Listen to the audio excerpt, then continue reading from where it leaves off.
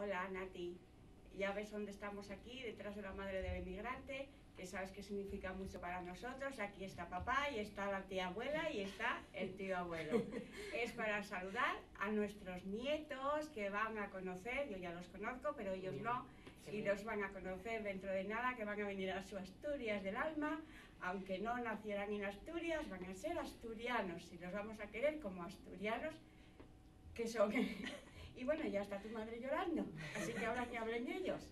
Nada, yo tengo mucha ganas de veros a todos, pero perdona especialmente a esos bebés, que tengo ganas de achucharlos, así que te pido permiso ya de antemano, que los voy a achuchar, ¿eh? Así que os quiero mucho. Un besito a todos. Bueno, os queremos muchísimo y bueno, que hable el papá y el tío abuelo, que están mudos. Yo ya sabes que te quiero mucho también, que te echo de menos, que os echo de menos a todos y que tengo mucha ganas de volver a veros. Venga, tío abuelo. Yo que quiero ver mucho tiempo y rápido a los dos canarios.